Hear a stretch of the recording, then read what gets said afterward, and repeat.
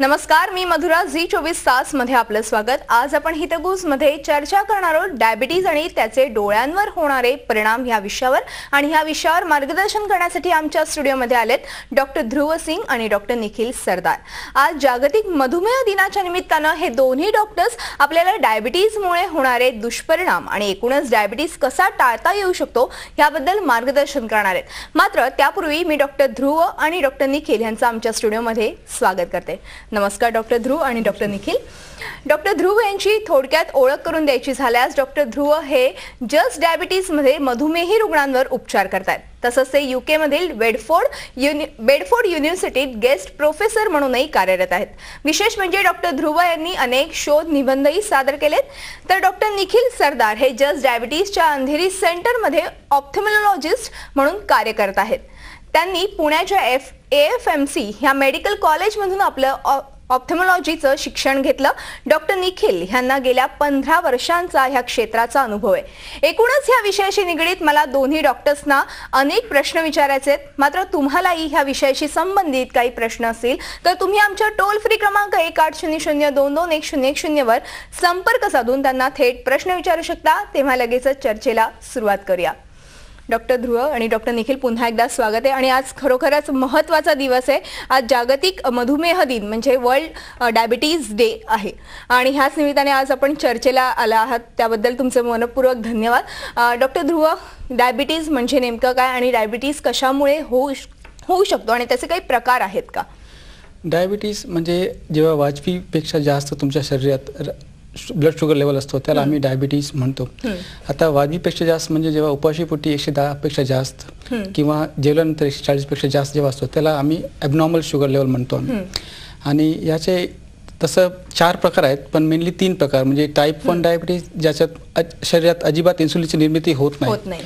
आणि टाईप 2 प्रकार म्हणजे त्याच्यात इन्सुलिनची निर्मिती होते शरीरात, पण ते आपल्या म्हणजे जेवढं आपल्याला पाहिजे तेवढं होत नाही. म्हणजे आपल्या जेवढं आपल्याला पाहिजे तेवढं नको. त्यामुळे काय होतंय की इन्सुलिन रेजिस्टन्स निर्माण होते. आणि तिसरा प्रकार म्हणजे जेस्टेशन डायबिटीज. ह्याच्यात काही जेव्हा जे स्त्री गरोदरपणात असतात त्यांना हे प्रकार आपण बघतो, त्याच्यात हे प्रकार आपल्याला दिसून येतात. बरोबर. आता हे 3 प्रकार हे मेन प्रकार आहेत. आणि हे आता आपलं जे लाईफस्टाईल म्हणजे काय, आता लोक काय कमी श्रम करतात, लोकांना जास्त म्हणजे त्यांच्या आहारावर का नियंत्रण नसतो, त्यामुळे हे आता डायबिटीज सध्या जास्त दिसत आहे. आणि कुठेतरी लॅक ऑफ एक्सरसाइज ह्याला कारणीभूत आहे, कारण की जास्त आपण खातो मात्र ते पचवत नाही, म्हणजे लगेच आपण झोपून जातो किंवा एक आळसपणा शिरतो अनेकदा. मात्र ह्याचे दुष्परिणामही नंतर हळूहळू जाणवायला लागतात. कुठेतरी मधुमेहामध्ये ह्याचं रूपांतर होतं. खरंच दुष्परिणाम कशामुळे होतात, म्हणजे हे मधुमेहाचे दुष्परिणाम काय आहेत थोडक्यात? कसं माहिती आहे, आता हे जे दुष्परिणाम आहेत डायबिटीसमुळे ते काय एका दिवसात होत नाही.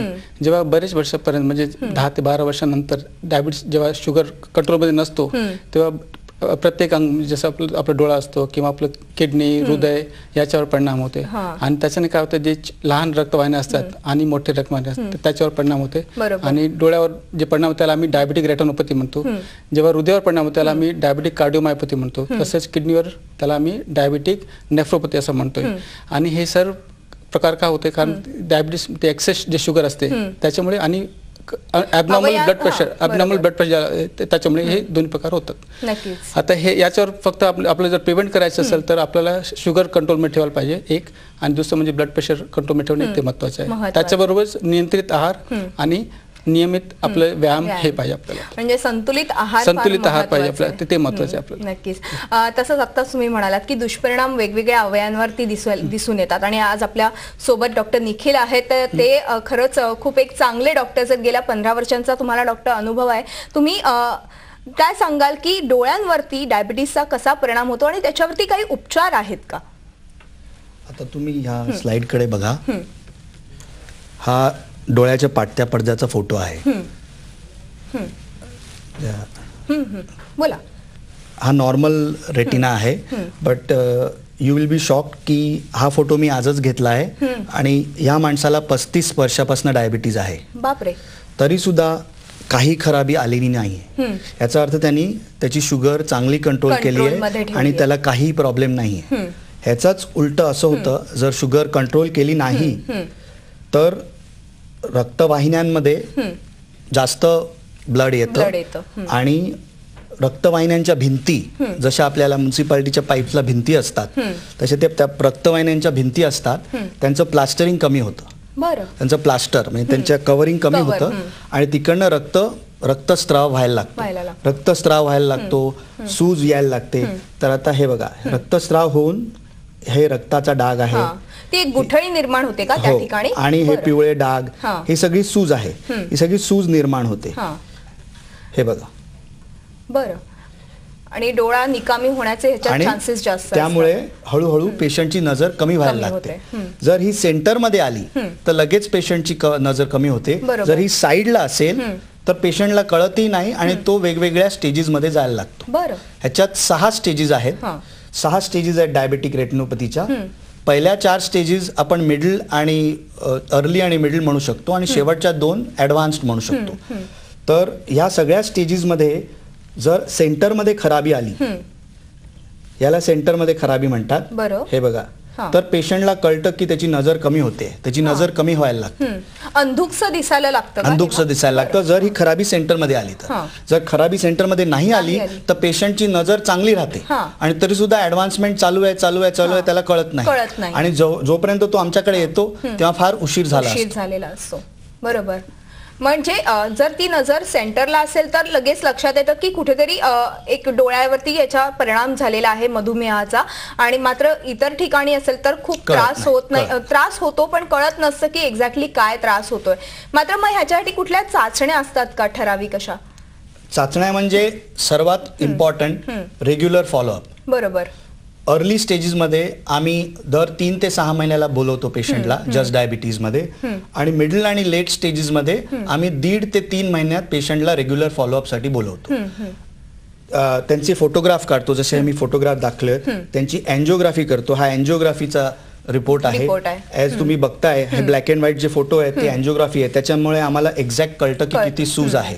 तर ह्या सगळ्या चाचण्या आम्ही करतो. आणि सर्वात इम्पॉर्टंट म्हणजे strict control of diabetes. Prevention is better than cure.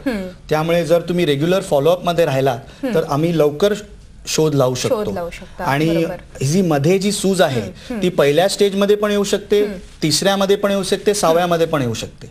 त्यामुळे इट इज ऑलवेज बेटर की तुम्ही रेग्युलर फॉलोअप ठेवा आणि रेग्युलर चेकअप ठेवा. तसंच तुम्ही आता म्हणालात की रेटिनोपॅथी म्हणून एक प्रकार असतो, म्हणजे नेमकं काय आहे हे?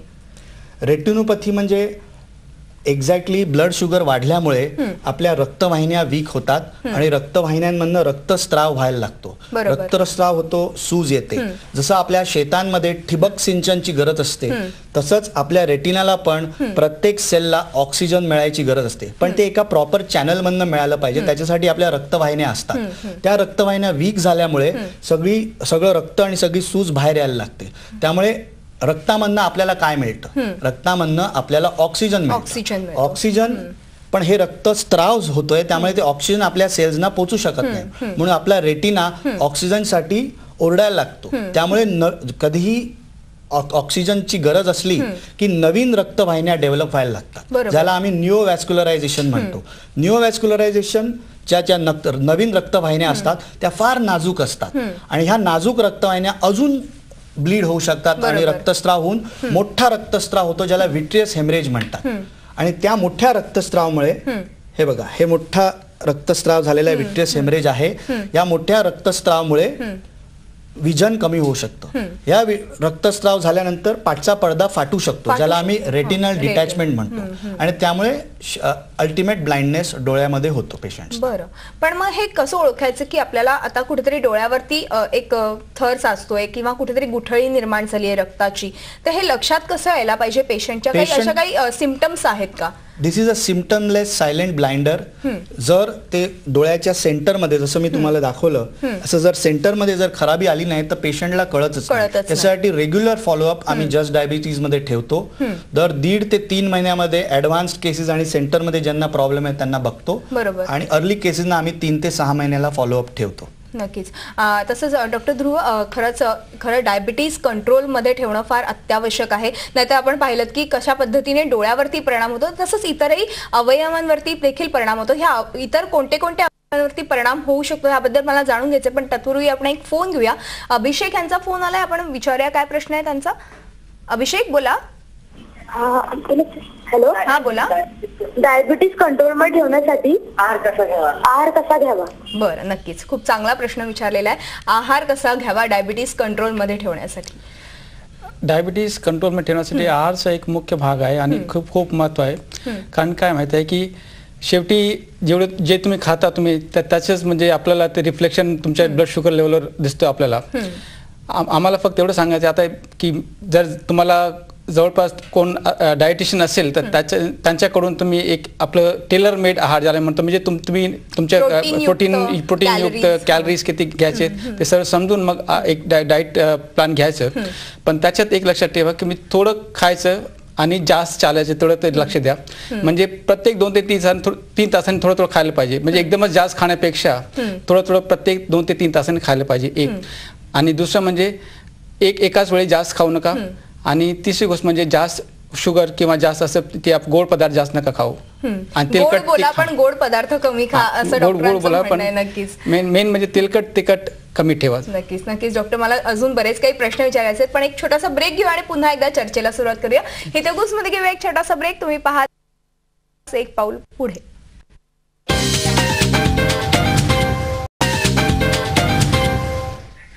हितगुजमध्ये आपलं पुन्हा एकदा स्वागत. आणि आज आपण चर्चा करतोय डायबिटीज आणि त्यामुळे होणारे डोळ्यांवरचे परिणाम ह्या विषयावर. आणि आपल्याला मार्गदर्शन करतायत डॉक्टर ध्रुव सिंग आणि डॉक्टर निखिल सरदार. मी पुन्हा एकदा चर्चेकडे वळते. डॉक्टर, मगाशी तुम्ही आहाराबद्दल सांगितलं, कशा पद्धतीने आहार घेणं फार महत्वाचं आहे. मात्र कुठल्या कुठल्या अवयवांवरती डायबिटीजचा परिणाम होतो आणि इन्सुलिन घेतल्यानंतरच डायबिटीज कंट्रोलमध्ये येतो का? कारण की बऱ्याच लोकांना हा गैरसमज आहे की इन्सुलिन घेतलं आता माझा डायबिटीज कंट्रोलमध्ये आहे. डायबिटीजमुळे मेनली 2 प्रकार म्हणजे ते जे कॉम्प्लिकेशन जे होतात, एक जे छोट्या रक्तवाहिन्या असतात त्याच्यामुळे जसं तुमच्या डोळ्याच्या रक्तवाहिनी किंवा किडनीची रक्तवाहिनी त्याच्यावर परिणाम होते. तसंच मोठ्या रक्तवाहिनी जसं तुमच्या मेंदूच्या रक्तवाहिनी किंवा तुमच्या हृदयाच्या रक्तवाहिनी किंवा पायाच्या रक्तवाहिनी जे असतात त्याच्यावर परिणाम होते. बरोबर. पण हे होऊ नये त्यासाठी म्हणजे शुगर आणि ब्लड प्रेशर कंट्रोलमध्ये ठेवणं ते महत्त्वाचं आहे. तसंच हे लोकांचं खूप मोठा गैरसमज आहे की नेहमी प्रत्येक वेळी म्हणजे इन्सुलिन घ्यावंच लागतं. तसं काही नाही. इन्सुलिन हे त्यांना लागते ज्यांचं म्हणजे ज्यांना अक्यूट हायपरग्लायसेमिया असते, म्हणजे ज्यांच्या म्हणजे गोळ्याने कंट्रोलमध्ये येत नाही त्यांना आम्ही इन्सुलिन ठेवतो.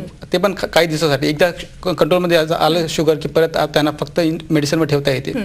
तसंच काही गरोदर स्त्री असतात ज्यांचं शुगर कंट्रोलमध्ये येत नाही, त्यावेळेस आम्ही त्यांना इन्सुलिन देतो. किंवा एखादी सर्जरी वगैरे असेल तेव्हा इन्सुलिन द्यावं लागतं. आणि एकदा त्यांचं हे फेज झालं त्यानंतर मग पुन्हा त्यांना गोळ्यावर ठेवता येते. नक्कीच. म्हणजे इन्सुलिन आणि गोळ्या दोन्हीपैकी काहीतरी एक कंटिन्यू ठेवावंच लागतं. अजून एक फोन आला, पण फोन घेऊया. तुषार बोलतायत जालनावरून. विचारा काय प्रश्न आहे. नमस्कार. हॅलो. हा बोला. हॅलो. हा बोला तुषार. हॅलो. तुषार, थेट प्रश्न विचारा. टीव्हीचा आवाज कमी करा आणि थेट प्रश्न विचारा. हॅलो. थेट प्रश्न विचारा. बहुतेक त्यांचा बाहेर अन्न खाल्ल्यावरती काही म्हणजे डायबिटीजचा त्रास होतो का? काय समजलेला नाहीये प्रश्न तुमचा, परत विचारा प्रश्न. बाहेरचं अन्न खाल्ल्यावर डायबिटीज. बरं नक्कीच. आजकाल मी पाहते डॉक्टर निखिल की फास्ट फूड किंवा बाहेरचे तळलेले पदार्थ हे खातात लोक आणि त्याच्यानंतर बऱ्याच आजारांना सामोरं जावं लागतं आणि त्यापैकीच एक मधुमेह हा एक आजार आहे. तर काय सांगाल तुम्ही, बाहेरचं अन्न त्यांनी खाल्लं तर काय होऊ शकतं? याचं उत्तर डॉक्टर ध्रुव चांगलं देऊ शकतील. कसं आहे माहिती, जसं मी बोललो अगोदर की डायबिटीसमध्ये नियंत्रित आहार हे संतुलित आहार ज्याला म्हणतो आपण ते घेणं ते महत्त्वाचं आहे. जेव्हा आपण बाहेरचं जेवण घेतो त्याच्यात काय ते जास्त त्याच्यात तेलकट असतो किंवा त्याच्यात मीठ जास्त असतो आणि त्याच्यात कॅलरीज खूप असतात. त्याच्यामुळे काय होतं, तुमचं शुगर फ्लक्च्युएशन खूप होत आहे. ते होऊ नये त्यासाठी आम्ही सांगतो की तुम्ही संतुलित आहार घ्या. शक्यतो जेवढं होऊ शकेल तेवढं टाळा ते. आणि घरगुती जेवण जे आहे ते आपलं ते जास्त महत्त्वाचं आहे आणि ते जास्त चांगलं आहे. आणि ते हायजेनिक देखील असतं, त्यामुळे तेच खाणं जास्त योग्य आहे. आणि फलाहार जास्त करून घेतला तर जास्त चांगलं असतं. बरोबर. तसं बरोबर डॉक्टर निखिल, डायबिटीस रेटिनोपॅथी हे उपचार नेमका काय आहे? डायबेटिक रेटिनोपॅथीसाठी मेन उपचार म्हणजे स्ट्रिक्ट कंट्रोल ऑफ डायबिटीज. जर तुमचं ग्लायकोजिलेटेड हिमोग्लोबिन म्हणजे 3 महिन्याची शुगरची टेस्ट 6.5-7च्या खाली असेल तर डायबेटिक रेटिनोपॅथी पुढे वाढत नाही. पण जर ती पुढे वाढली आणि असं पिक्चर झालं तर पहिल्या 2 स्टेजेसमध्ये अर्ली स्टेजेसमध्ये आम्ही फक्त फॉलोअप करतो. दुसऱ्या आणि तिसऱ्या स्टेजेससाठी आम्ही लेझर करतो. लेझर म्हणजे लेझर किरणांनी आम्ही आजूबाजूचा पडदा जाळून टाकतो, सेंटरचा पडदा जिवंत ठेवतो. त्या सेंटरचा पडदा हे बघा मी लेझर केलेला आहे. हे सगळे लेझर मार्क्स दिसत आहेत तुम्हाला. हे सगळे साईडला लेझर केल्यामुळे सेंटरमध्ये हा सेंटरचा जो पडदा आहे तो कम्प्लिटली सुकून गेला आहे आणि नजर शाबूत राहिलेली आहे. ह्या सेम पेशंटचं अशी परिस्थिती होती 2005 मध्ये आणि 1 महिन्याआधी अशी परिस्थिती आहे. लेझर किरण दिल्यामुळे त्यांचा सेंटरचा पडदा ठीक झाला आहे आणि आजूबाजूचा पडदा सुकला आहे. ज्या पेशंट्सना कधी कधी पेशंट्सना एक सिटिंग लेझरचं करावं लागतं, कधी कधी 3 ते 4 सिटिंग करून पूर्ण पडदा जाळावा लागतो. जर काही पेशंट्स लेझर सिटिंगने सुद्धा जर ते ठीक झाले नाहीत तर आता गेल्या 3-4 वर्षापासून आम्ही डोळ्यामध्ये इंट्राव्हिट्रियल म्हणजे डोळ्याच्या मधल्या भागामध्ये इंजेक्शन्स देतो. कधी कधी 1 इंजेक्शन्सने पेशंट ठीक होऊन जातो, कधी कधी 6 ते 8 इंजेक्शन्स द्यावे लागतात पेशंटला 1-1 महिन्याच्या गॅपवर. पण मग हे जेव्हा उपचार करतात तेव्हा डायबिटीस कुठेतरी एक कंट्रोलमध्ये असणं स्वाभाविक आहे का? आमच्या उपचारासाठी डायबिटीस कितीही असला तरी काही हरकत नाही, पण उपचार लॉंग टर्म त्याचा फायदा होईल त्याच्यासाठी डायबिटीस तर कंट्रोल करावंच पाहिजे. नाहीतर आम्ही उपचार करत राहणार आणि परत सूज येत राहणार, परत रक्तस्राव होत राहणार, म्हणून त्याला काय अर्थ नसतो. जर पेशंट डायबिटीस पण कंट्रोल करेल, साईड बाय साईड आम्ही पण लेझर आणि इंट्राव्हिट्रियल इंजेक्शन्स देऊ तर लॉंग टर्म 10 वर्ष 15 वर्ष पेशंटची नजर शाबूत राहू शकते. अजून एक फोन आला डॉक्टर, पण फोन घेऊया. सोनम बोलतायत औरंगाबादवरनं. विचारा काय प्रश्न आहे. नमस्कार. हा बोला. नमस्कार डॉक्टर ध्रुव. नमस्कार. नमस्कार डॉक्टर निखिल. नमस्कार. माझा प्रश्न असा आहे की ऍक्च्युली माझं वय 26 आहे. मला डायबिटीस वगैरे असं काही नाहीये, पण डायबिटीस आणि ब्लड प्रेशर हे होऊच नाही याच्यासाठी योग्य आहार विहार तुम्ही म्हणताय तर ते कसं असायला हवं. दुसरा प्रश्न, तुम्ही संतुलित आहार असं म्हणताय तर संतुलित आहार म्हणजे नेमका कसा फॉलोअप आम्ही करायला पाहिजे, काय घ्यायला पाहिजे, म्हणजे दैनंदिन दिनचर्या जी आहे त्याचं एक आदर्श रुटीन कसं असायला हवं.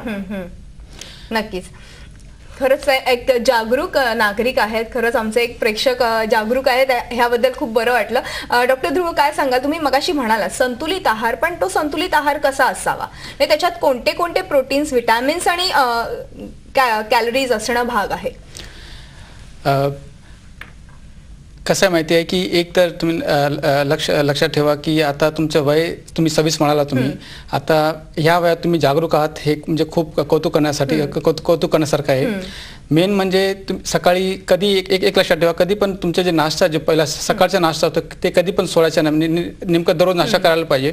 आणि त्याच्यात घरगुती जे जेवण आहे ते पोळी भाजी काय असेल किंवा जे आपण घरात बनवतो कांदे पोहे वगैरे ते घेऊ शकता तुम्ही. बाहेरच्या पदार्थ घेण्यापेक्षा घरचं जेवण ते जास्त म्हणजे तुमच्यासाठी हितकारक आहे.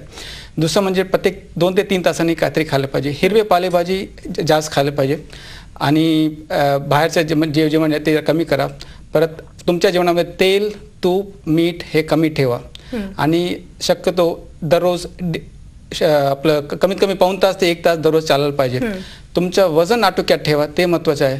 आणि वजन तुम्ही जर आटोक्यात ठेवलं तर तुम्हाला डायबिटीस आणि बीपी पासून बचाव होऊ शकते तुमचं. नक्कीच हे दोन्ही आजार टाळता येऊ शकतात, कारण की हे एकदा जडले की आयुष्यभर यांचं काही हे जातच नाहीत अर्थातच. डॉक्टर, मला अजून बरंच काही तुम्हाला विचारायचंय, पण एक छोटासा ब्रेक घेऊ आणि पुन्हा एकदा चर्चेला सुरुवात करूया. हितगुज मध्ये घेऊया एक छोटासा ब्रेक. तुम्ही पाहत राहा झी 24 तास, एक पाऊल पुढे.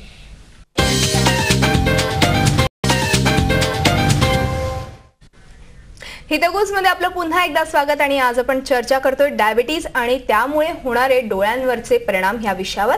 आणि आपल्याला मार्गदर्शन करतात डॉक्टर ध्रुव सिंग आणि डॉक्टर निखिल सरदार. मी पुन्हा एकदा चर्चेकडे वळते. डॉक्टर निखिल, मला मगाशी असं विचारायचं वाटत होतं की तुम्ही मगाशी म्हणालात की रेटिनोपॅथी हा एक आजार आहे, हा डायबिटीजमुळे होतो, पण ह्याच्या व्यतिरिक्त इतर काही आजार उद्भवतात का? डायबेटिक रेटिनोपॅथी ह्याच्या व्यतिरिक्त सगळ्या डायबिटिक्सना मोतीबिंदू लवकर होतो आणि काचबिंदू व्हायची पण जास्ती शक्यता असते. डायबिटीज असा शोध लावला गया आहे की is not directly responsible for मोतीबिंदू आणि काचबिंदू, ज्याला आम्ही ग्लॉकोमा म्हणतो. पण असं बघितलं गेलंय की जास्ती डायबिटिक्समध्ये लवकर मोतीबिंदू होतो आणि जास्ती डायबिटिक्समध्ये ग्लॉकोमा पण प्रेझेंट असतो. तर त्यासाठी तुम्ही स्ट्रिक्ट कंट्रोल केलात तर मोतीबिंदू पण होणार नाही आणि ग्लॉकोमा पण होणार नाही.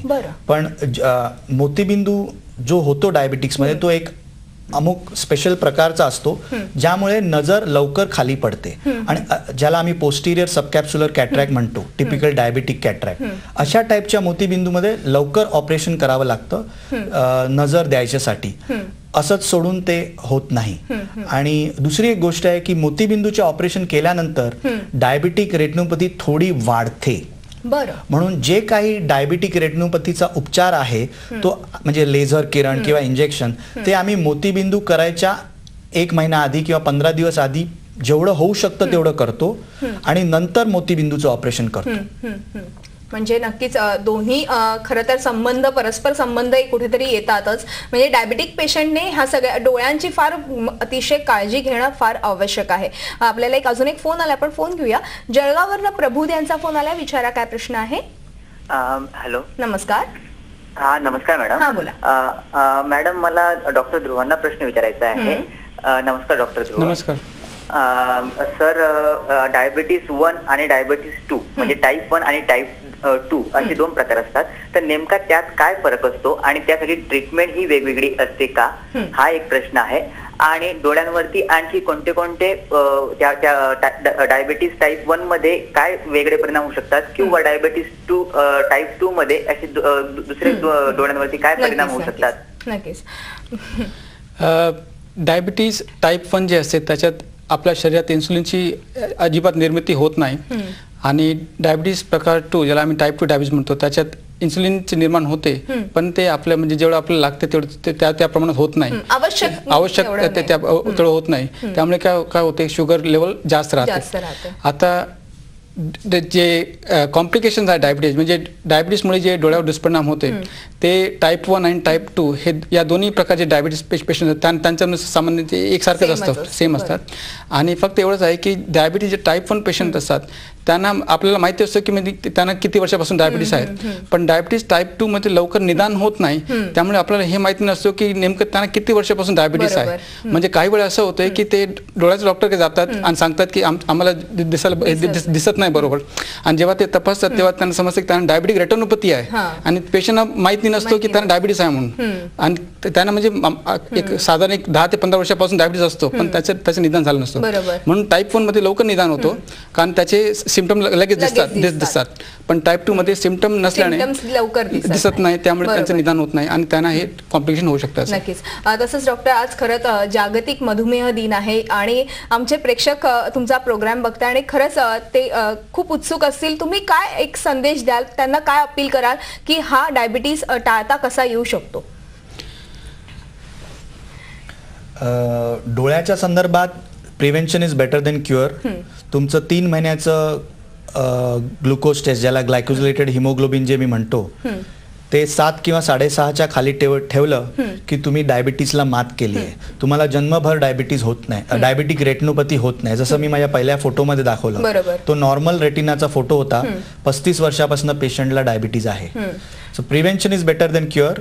Regular follow up and prompt treatment. Do not delay treatment. बरोबर. डॉक्टर ध्रुव, थोडक्यात जसं डॉक्टर सरदार बोलले की मेन म्हणजे prevention is better than cure. मला एवढं सांगायचं आहे की जेवढं होत असेल तेवढं जास्त श्रम करा तुम्ही. म्हणजे फिजिकल ऍक्टिव्हिटी दररोज पाऊण ते 1 तास चालायला पाहिजे. ज्यांच्या घरात डायबिटीस आहे कोणाला त्यांनी प्रत्येक वर्षी किमान एकदा तरी शुगर चेक करून घ्यायचं आणि जर होत असेल तर म्हणजे बाकी इतर टेस्ट पण करून घ्यायचं. आणि मेन म्हणजे डायबिटीस कंट्रोलमध्ये ठेवणं ते महत्त्वाचं आहे. त्याच्यावर ब्लड प्रेशर पण. थँक्यू. नक्कीच नक्कीच डॉक्टर, तुम्ही खरंच दोघंही आलात आणि खूप छान मार्गदर्शन केलं, त्याबद्दल तुमचे मनपूर्वक धन्यवाद. हितगुज मध्ये आज आपण इथेच थांबतोय. तुम्ही पाहत राहा झी 24 तास, एक पाऊल पुढे.